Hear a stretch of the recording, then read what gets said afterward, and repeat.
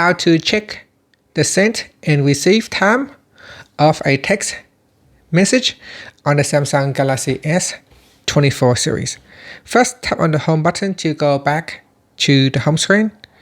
On the home screen, open up the text messages app, then open up a text conversation.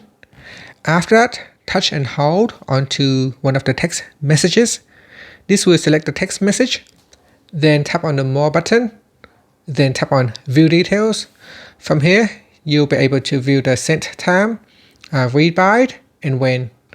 And you can also, if you receive a text message, you can also check when it was received.